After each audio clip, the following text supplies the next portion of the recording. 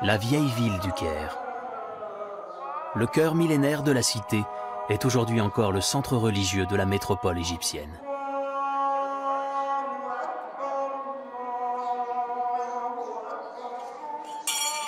Sur l'artère principale, Al-Muizli Dinala, un marchand ambulant vend de l'eau à la réglisse. Une boisson traditionnelle connue aussi sous le nom de coco, très désaltérante. Tenez, buvez, je vous en prie.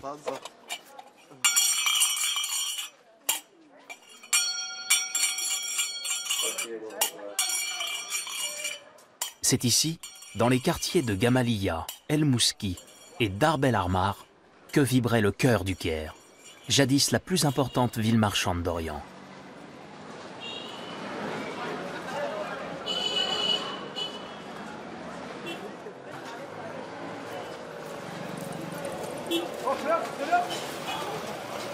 Aujourd'hui encore, de nombreux marchés s'alignent entre les palais antiques.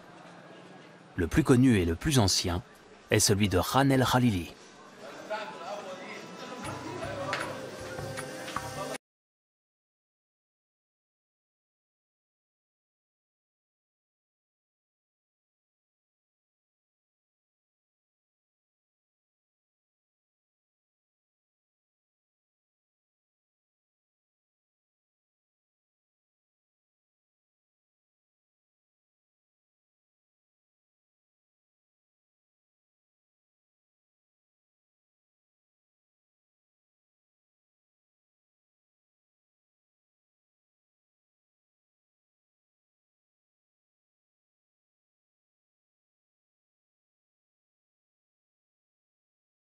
La plupart sont fabriqués ici, dans les nombreux ateliers du bazar.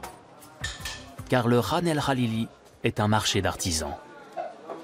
Quant aux clients, ce sont surtout des touristes. Regarde, c'est le genre de lampe dont je te parlais.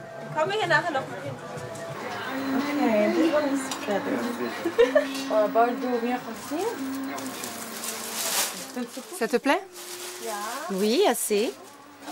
Mais je vais voir si j'en trouve une avec des décorations. Elle est un peu trop petite.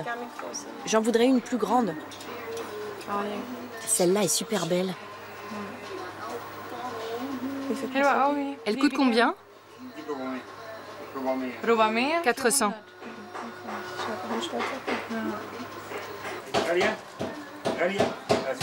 C'est trop? C'est un peu cher, non? 350? À 350 livres, soit 40 €, le marché est conclu. Dans une rue adjacente, une fenêtre richement ornée attire le regard. C'est la boutique du dinandier Atef Erza.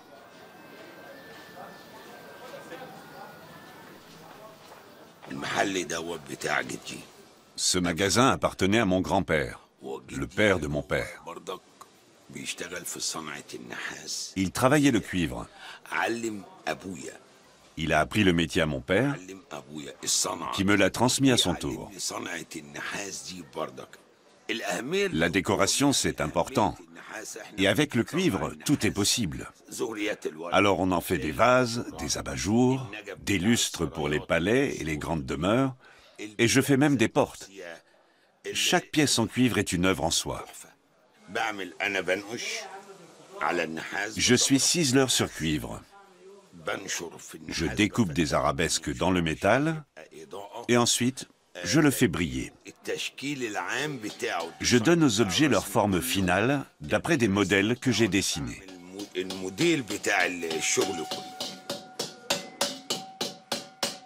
Comme presque tous les artisans du marché, Atef a son atelier juste à côté du magasin. Aucune machine n'intervient dans la fabrication. Tout est fait à la main. Notre artisanat est l'un des meilleurs au monde. Le travail manuel permet à l'artisan de faire rayonner son âme. Mon âme est dans mes mains quand je travaille.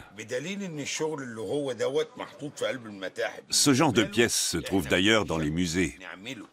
Leur beauté nous fascine. Cette table, par exemple, je l'ai vue dans ce livre, elle m'a plu, alors j'en ai réalisé une copie. Exactement à l'identique, entièrement à la main. Cette qualité, On ne peut l'obtenir que manuellement. C'est du travail égyptien. S'il y a un pays où on fait tout à la main, c'est bien l'Égypte. Les pyramides en sont la preuve. Elles ont été bâties à la main.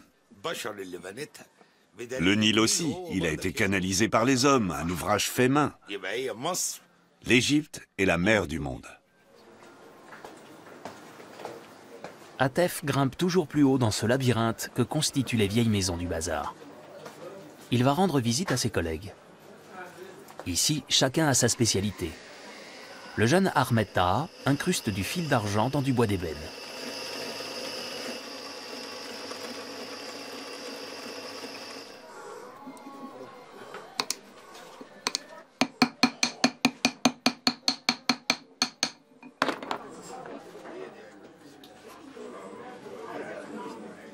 L'atelier de Kamal Mahmoud Sharawi se trouve un peu plus loin.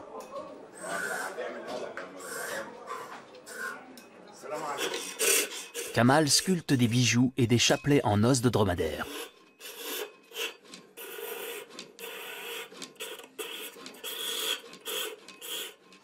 Depuis l'âge de 9 ans, je suis dans le métier. Je me procure ces os à Belbeïs, dans le delta du Nil. Ce sont des os de dromadaire que je polis et dont je travaille les formes à la machine.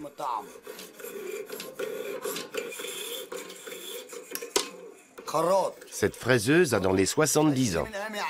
Le jour où mon père a vu que ce travail me plaisait, il m'a installé cette machine et m'a dit « Comme ça, tu auras ton matériel à toi. C'est en bois tout ça. Il n'y a que cette pièce-là et la barre qui soit en métal. Et le ciseau. Le reste, c'est du bois. L'arc aussi. Ce qui est le plus recherché, ce sont les chapelets solides qui ressemblent à de l'ivoire. L'ivoire est interdit, bien sûr. Ce sont des objets religieux. J'ai aussi un présentoir en bas. Évidemment, c'est cher, ce genre de matériau a un coût. Les os, je les fais venir à prix fort. Ce n'est pas du plastique, ça n'a rien à voir. Ici, on trouve des articles de fabrication égyptienne. Ceux qui préfèrent un objet bon marché, qu'ils aillent l'acheter ailleurs. En ce moment, les affaires marchent au ralenti. Le souk de Ran El Khalili prospère grâce au tourisme. Mais l'instabilité politique fait que les touristes, en particulier les Occidentaux, évitent l'Égypte. Les rares visiteurs qui parcourent encore le pays viennent d'Asie, en général en groupe. Et ils achètent peu de souvenirs.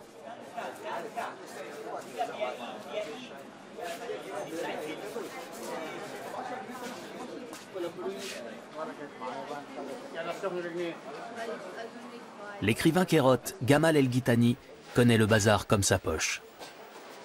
Il est né et a grandi dans la vieille ville.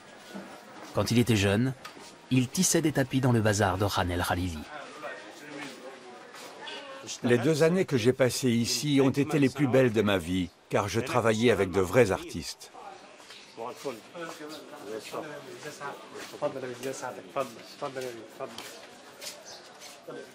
Je suis arrivé en 1967, après la guerre des 6 jours. Ran El Khalili avait souffert, il n'y avait alors plus de touristes. La même chose que maintenant. Ça va les affaires, ça bouge un peu? C'était bien jusqu'au printemps. Depuis, c'est très calme. Avant, avec l'exportation, les gens arrivaient quand même à s'en sortir. Oui, mais depuis la révolution de 2011, plus personne ne vient, même les gens de chez nous. Bon, et les diplomates des ambassades? Eux non plus, on ne les voit pas. Je comprends. Dieu vous aide. Heureux de vous avoir vu. Gamal El-Ghitani travaillait là, en haut de l'escalier. Tout ce complexe est un lieu historique qui date de l'époque ottomane. Au rez-de-chaussée, il y a les commerces et les artisans, et à l'étage, les habitations. C'est ce genre de bâtiment qu'on appelle Ran. Ici, régnait un système de corporation. Chaque profession avait un maître artisan. À Ran El Khalili, j'ai souvent vu des pères confier leur fils à un maître artisan en lui disant « Tenez, voilà mon garçon, apprenez-lui un métier qui lui permettra de gagner sa vie. »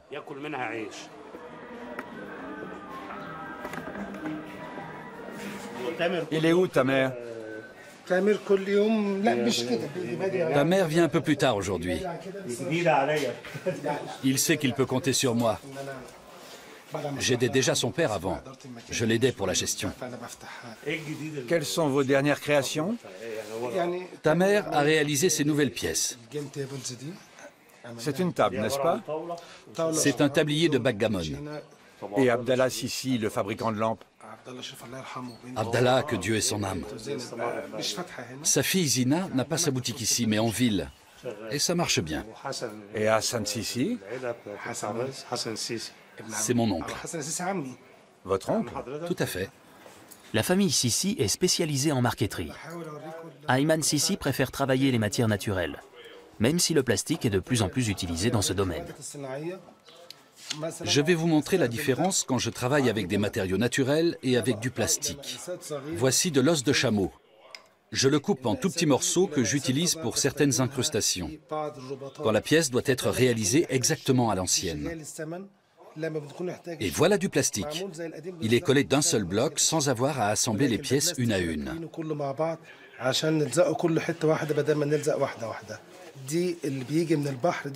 Ça, c'est de la nacre, un coquillage.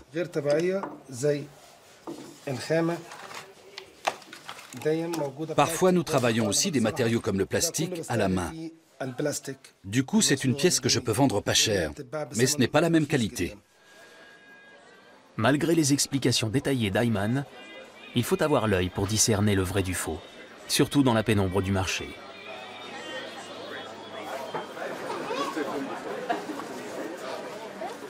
Pour ceux qui veulent faire une pause dans le bazar Ran El Khalili, une adresse s'impose, celle du légendaire café El Fishawi.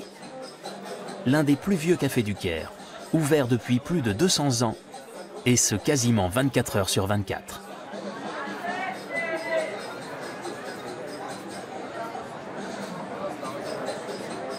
Gamal El Ghitani y a ses habitudes.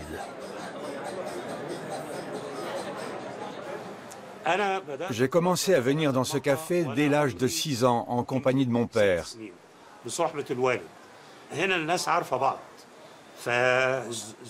Tout le monde se connaissait ici. Les clients pouvaient être des marchands, des habitants du quartier, des intellectuels, un comédien qui, après sa représentation au théâtre, avait envie de prolonger la soirée, parce qu'au Caire, il n'y a qu'un seul endroit pour passer un bon moment, le café El Fishawi. On pouvait aussi venir y tenter sa chance. Un nouveau venu en ville en quête d'un gagne-pain pouvait rencontrer ici quelqu'un d'utile. Encore une chose, et pas des moindres. Jusque dans les années 70, aucune femme n'allait au café nulle part dans tout le pays, sauf au El Fishawi. C'était indécent une femme dans un café. Les cafés, c'était une affaire d'hommes. Le café El Fishawi était bien le seul café où la présence d'une femme ne choquait pas. Le client le plus célèbre était sans conteste l'écrivain kérote Naguib Mahfouz, lauréat du prix Nobel de littérature et décédé en 2006. Les cafés constituent l'univers de Naguib Mahfouz. On peut vraiment le dire. J'ai été son ami pendant plus de 50 ans. Je l'ai toujours rencontré dans des cafés. Il avait ses habitudes ici. Il venait ici par nostalgie. Il a passé son enfance dans une maison de Gamaliya. Il a vécu dans ce quartier et s'en est inspiré pour tous ses personnages. Ici, en particulier dans la vieille ville, on dit de quelqu'un qu'il est un enfant du pays. L'enfant du pays a une certaine personnalité. C'est quelqu'un qui n'est peut-être pas instruit, mais qui possède un patrimoine culturel qu'on appelle ici les usages.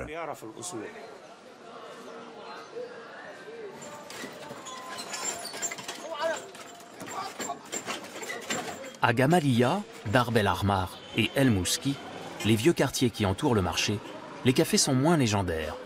Les moyens de transport parfois archaïques, mais les rues très animées. C'est ici que les kérotes font leurs courses, car l'offre abondante de marchandises en tout genre ne s'arrête nullement aux portes du Ran El Khalili. En fait, toute la vieille ville est un énorme bazar.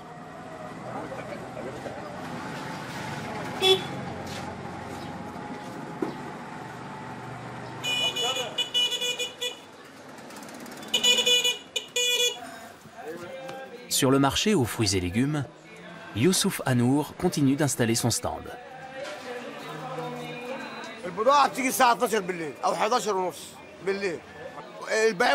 Les marchandises arrivent entre 23 h et minuit. Tout le monde va se coucher après la prière du soir, mais moi, je reste éveillé.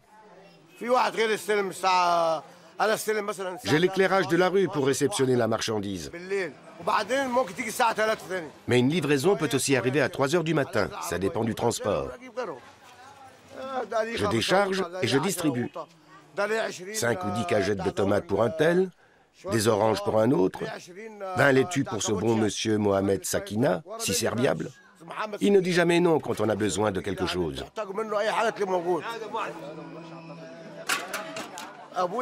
Mon père est né en 1904 et ce café appartenait à mon oncle Zakaria. Il a été le premier marchand de légumes dans le quartier. Il apportait ses légumes et les disposait sur son stand. Les courgettes à 1 sou le kilo ou les tomates. Le prix était indiqué. Lui, il allait au café et jouait toute la journée avec les clients. Le soir, il trouvait l'argent posé là sur le stand pour tout ce qui avait été acheté. Il n'y avait jamais de vol. Ce n'est plus comme ça de nos jours. C'est fini. Il faut être à 5 avec tous ces voleurs. Un gars a faim, il attrape un truc et détale, dans l'indifférence générale. Ok.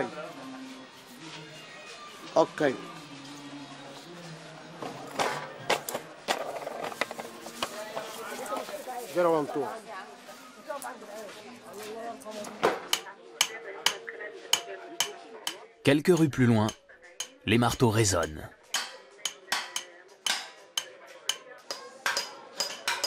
C'est la rue des forgerons et des chaudronniers.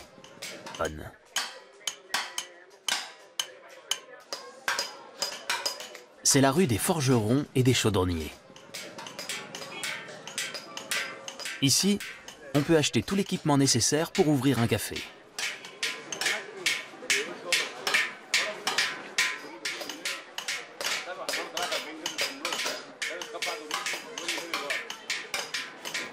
Non loin de là, on fabrique et vend des pipes à eau, les fameux narguilés ou chicha. La boutique des Sam et Mohamed Ismail est l'une des plus importantes.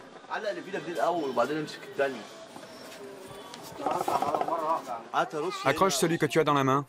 Regarde ce qui manque et complète les rangées.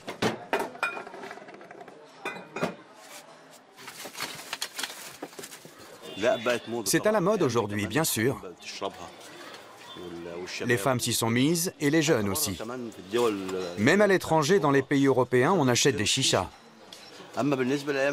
Les temps sont durs parce qu'il n'y a plus de touristes. Je vis du tourisme et je ne suis pas cafetier ni restaurateur. Je suis vraiment dépendant des touristes à qui je vends des chichas. C'est mon métier. Je compte sur le client européen qui va acheter les modèles métalliques d'une seule pièce, ou juste la bouteille, ou une chicha complète. Je les achète finis. Mais les chichas, personne ne les fabrique entièrement. Les ateliers, il y en a tellement, c'est impressionnant. Les pièces sont fabriquées dans 5 ou 6 endroits différents. Et l'assemblage se fait ailleurs. Cette partie supérieure, là, le bec de la chicha, on la passe à la fraiseuse. Fabrication, commercialisation, le produit passe par beaucoup d'étapes. Dans un atelier, dans une verrerie par exemple, on trouve entre 400 et 500 ouvriers. À cela s'ajoutent ceux qui emballent les marchandises, ceux qui les transportent, etc. Ça fait beaucoup de monde. Et pourtant, quand le tourisme marche, il y a du travail pour tous. L'un des ateliers de fabrication est à 2 pas. La petite entreprise familiale d'Omar Farha est spécialisée dans la fabrication des tuyaux de chicha.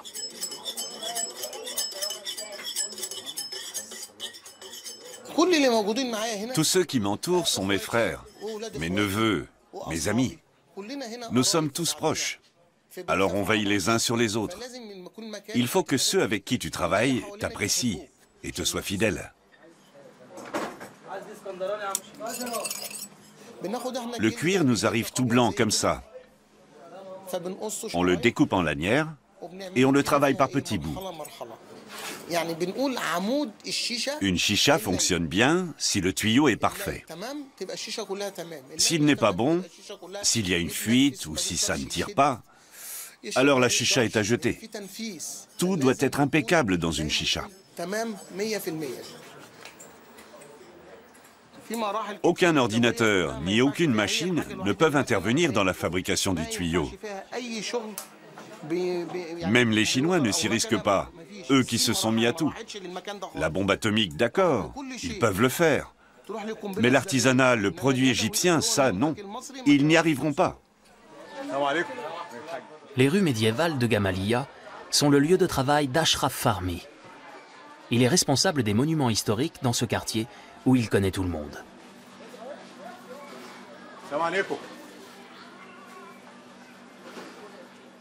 C'est un joli quartier populaire ici, plein de simplicité et de gentillesse. Les personnes âgées ont droit à des égards et les petits à de la bienveillance. Malheureusement, le niveau d'études des gens du quartier n'est pas très élevé.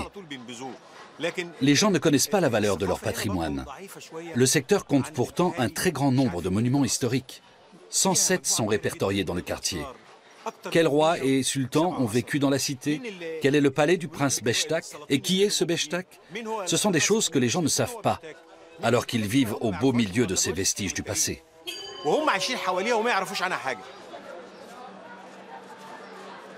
Ashraf Farmi ne se lasse pas de raconter aux habitants du quartier quels trésors les entourent. Comme le palais de Beit as-Soueimi, un palais de marchands du XVIIe siècle entièrement restauré.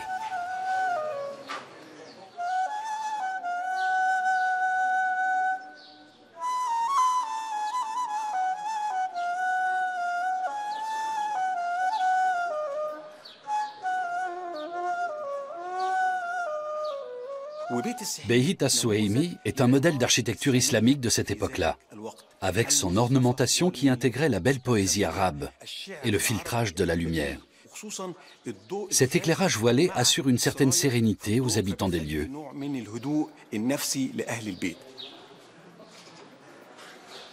Le vert coloré contribue également à l'ambiance harmonieuse du lieu.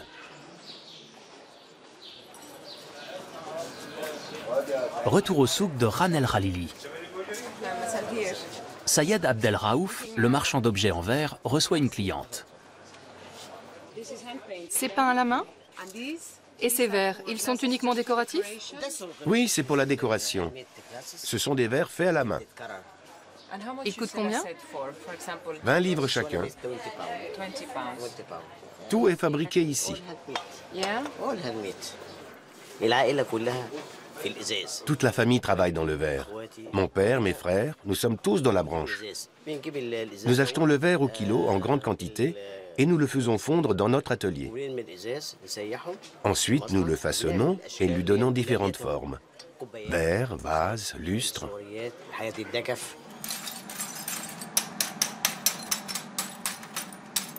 À cause de la pollution qu'ils engendrent, les ateliers de soufflage ont été contraints de quitter le bazar pour s'installer en périphérie de la ville. Ici, il n'y a plus que 3 ateliers. Seuls 6 artisans y travaillent. C'est un problème. S'il arrive quelque chose à ces 6 gars, il n'y aura plus personne pour faire le boulot. On n'apprend plus le métier. Un jour viendra où on ne trouvera plus un seul artisan. Prenez le cuivre. Avant, on travaillait bel et bien le cuivre manuellement. Mais aujourd'hui, la tradition est en train de se perdre. Et on importe des produits fabriqués en Chine.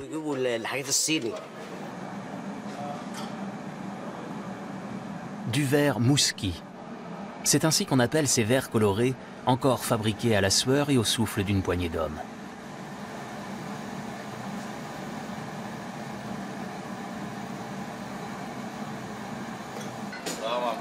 Ce client est l'artiste verrier Hassan Arabesque. Lui aussi a dû arrêter d'utiliser son four en ville et depuis, il fait réaliser ses pièces ici.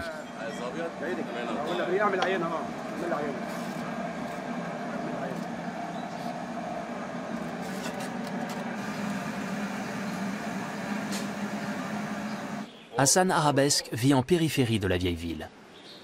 Sa maison fait office de boutique.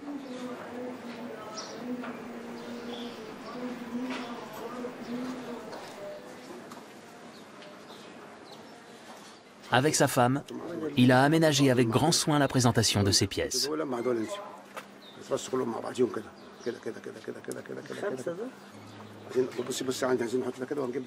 À l'intérieur du magasin, c'est un décor digne des Mille et une nuits.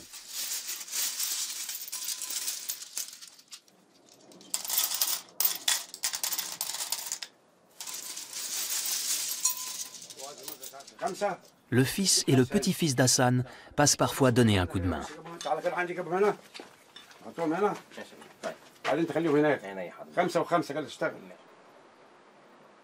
Cuisine, chambre à coucher, escalier, terrasse, la maison entière est un showroom.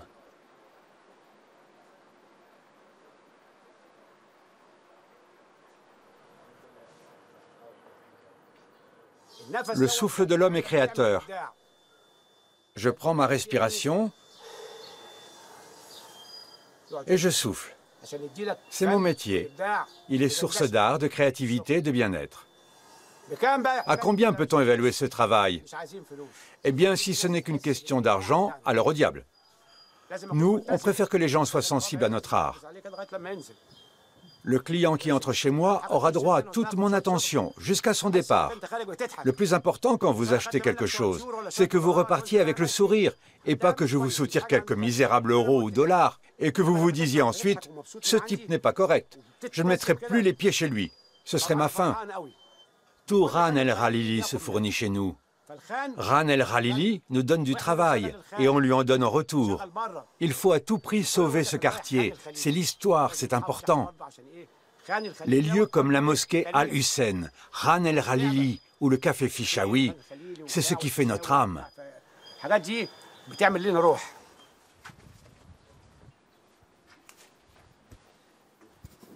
La maison d'Hassan jouxte la ville des morts, le vieux cimetière. La pénurie de logements au Caire a poussé certains habitants à s'y réfugier.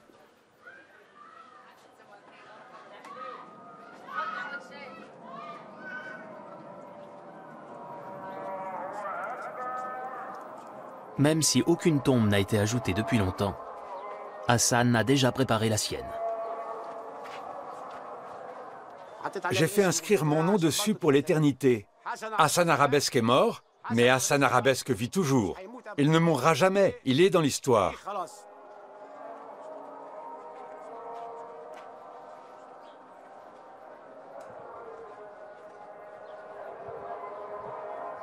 La vie des habitants de la vieille ville est rythmée par l'appel à la prière 5 fois par jour. Dans le bazar, les mosquées jouent un rôle important. Le cheikh Ahmed Hassan est l'imam de la mosquée Barzbei, située sur la route principale. Les fidèles qui fréquentent la mosquée sont des gens de la rue Al-Muizlidin Allah, dans le vieux Caire fatimide. La mosquée est au service des commerçants pour tout ce qui concerne les consultations religieuses. Ils viennent avec des questions sur ce qui est permis ou pas, sur les transactions autorisées ou non dans l'islam, les poids et mesures, par exemple, pour ne pas tricher dans les affaires. Toutes ces interrogations, la mosquée s'en charge. Elle sensibilise la population aux règles de comportement entre les personnes. La mosquée Al-Hussein se trouve juste à côté du souk Ran El Khalili. C'est un des lieux saints de l'islam en Égypte. En face se trouve la mosquée millénaire Al-Azhar et sa célèbre université. Le magasin de plantes aromatiques et médicinales d'Ahmed Zalat est juste à côté.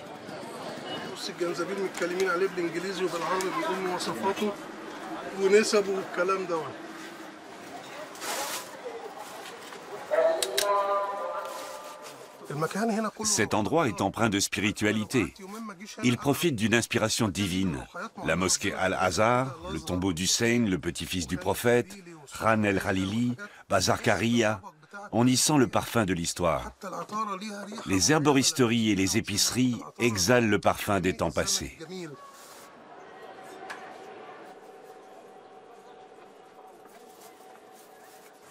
Les herbes chez nous, c'est aussi vieux que le monde. En Égypte, on dit « Si les herbes ne vous font pas de bien, Elles ne vous font pas de mal non plus. Je compose avec environ 36 000 plantes. Je dois connaître les propriétés de chacune. Le traitement par les plantes dépend de la confiance que la personne a dans les plantes.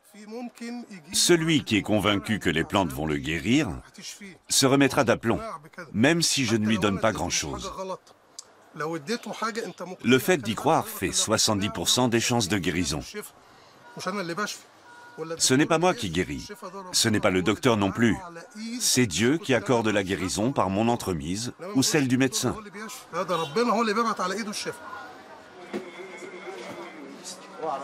Non loin de là, sur le marché aux épices, appelé Hamzaoui, les clients trouvent toutes sortes d'herbes, utilisées aussi bien dans la cuisine que pour se soigner.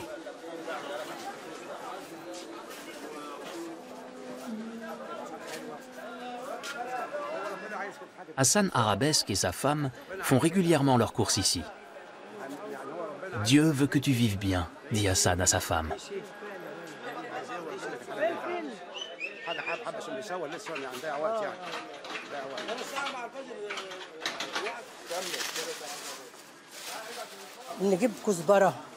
On prend de la coriandre, du poivre, du cumin.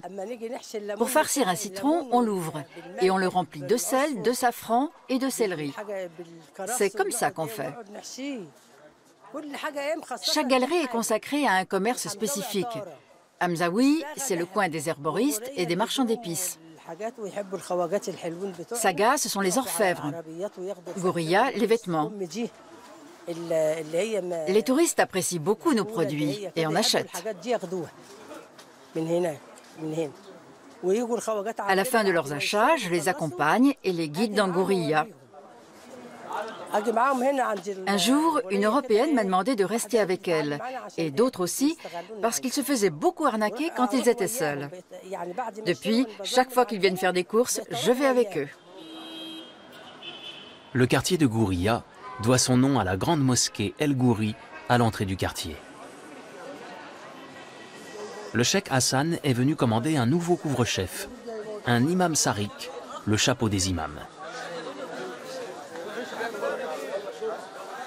Dans l'atelier d'Ahmed Mohamed, les tarbouches sont faits sur mesure.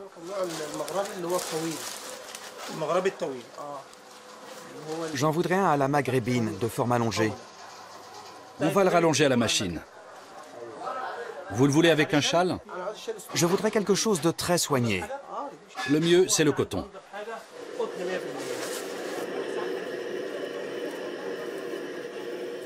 Chez Ahmed Mohamed, le client peut assister à la confection de son chapeau et demander des retouches au moment de l'essayage.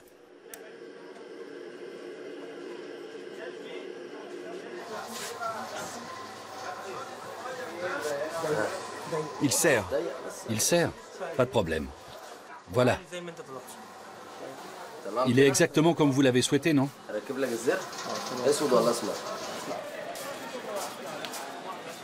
À l'autre bout du quartier de Gouriya se trouve une longue galerie couverte. C'est le Rayamiya, le marché des fabricants de tentes. Jadis, les toiles pour les caravanes de dromadaires étaient fabriquées ici.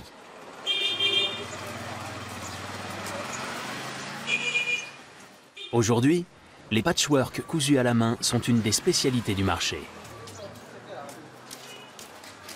C'est sans nul doute Tarek El Safti qui vend les plus belles pièces. Tapis, housses de coussin et nappes colorées. Les patchworks exigent un coup d'œil, du discernement et du doigté.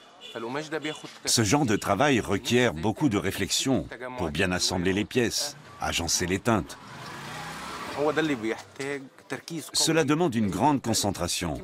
Ce sont les couleurs qui font toute la beauté de l'ouvrage.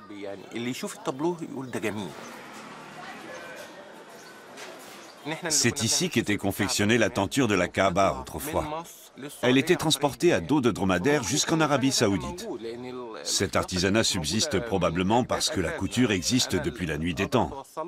En revanche, j'ai constaté que le patchwork ne remonte pas plus loin que l'époque fatimide.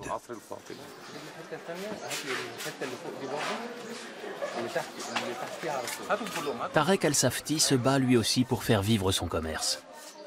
Mais heureusement, il peut compter sur une clientèle fidèle, notamment parmi les étrangers vivant au Caire, pour qui il travaille sur commande.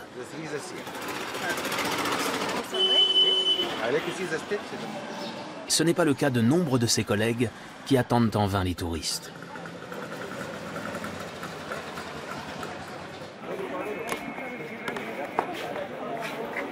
Le long de la rue Mouski, en revanche, il y a toujours foule. Elle croise Al-Mouizli Dinala, l'ancienne rue principale du Caire.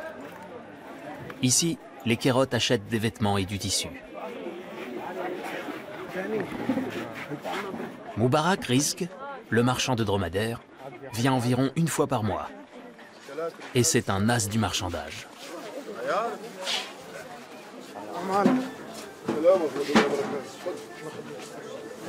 Je voudrais un cachemire indien. Regardez ça. Attendez, je vous montre d'autres coloris. C'est du vrai cachemire d'Inde.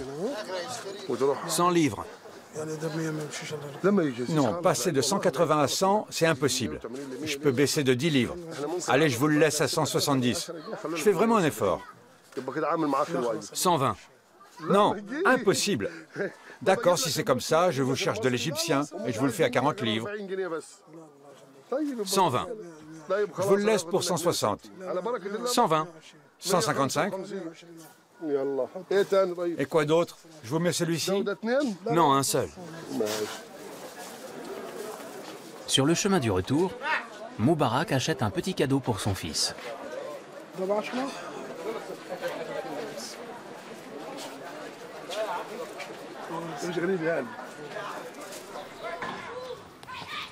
C'est ici que travaille Moubarak, sur le marché aux dromadaires, à Birkesh, à la limite occidentale de la ville.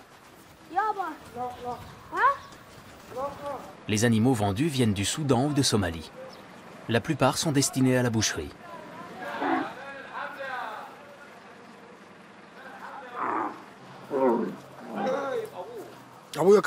Mon père travaillait sur le marché. Il m'y emmenait quand j'étais petit. J'ai toujours aimé ce métier et maintenant je l'exerce à mon tour. Je suis courtier. Je m'installe à l'extérieur et quand un client a besoin d'un ou deux jeunes dromadaires, un boucher ou quelqu'un qui veut des bêtes pour les faire travailler ou les engraisser, je les lui cherche. Je l'accompagne et les lui trouve. Disons que je prends 20 livres de commission par tête. 20 livres, c'est pour ne pas trop peser sur le prix. Demander plus, c'est facturé aux dépens de l'acheteur. Une fois la marchandise vérifiée, les négociations peuvent commencer. Elles ont lieu selon un rituel bien précis. Prix estimé pour ce dromadaire entre 5 et 6 000 livres, soit 7 à 800 €.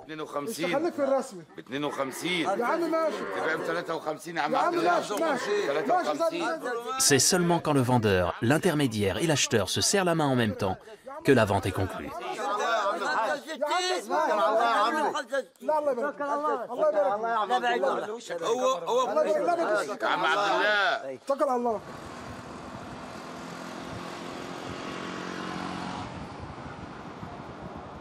Il faut passer le long des pyramides et traverser un pont sur le Nil pour rejoindre le quartier du marché.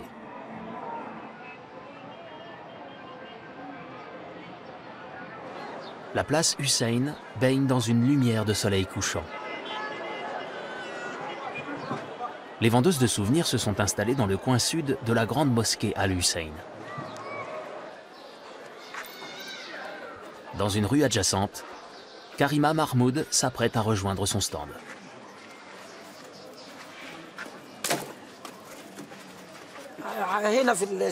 J'habite là-bas, dans la rue derrière nous.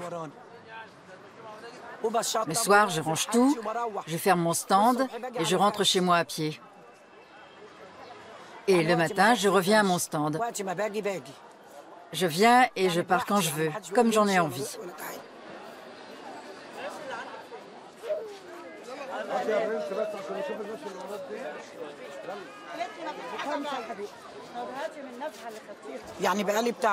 Ça fait 45 ans que je vends des souvenirs.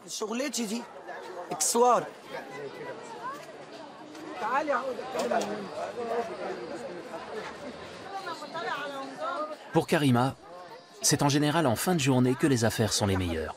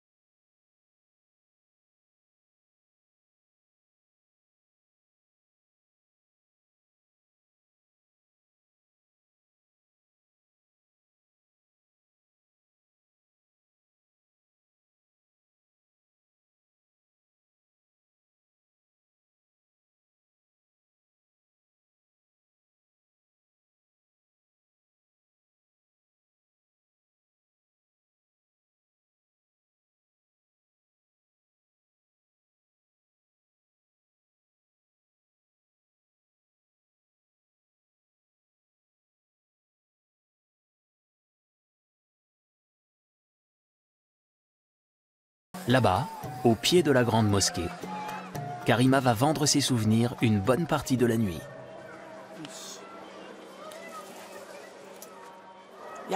J'ai pas mal de clients d'Arabie Saoudite, du Koweït, des Émirats, de Libye et du Liban. Ils viennent se recueillir sur le tombeau d'Hussein, le petit-fils du prophète, et recevoir sa bénédiction. Ils emportent des cadeaux, des colliers ou des boucles d'oreilles pour leurs fillettes ou des bijoux pour leurs fiancés. Si je voulais rester jusqu'au matin, je pourrais, en toute sécurité. Ceux qui viennent ici n'ont absolument rien à craindre.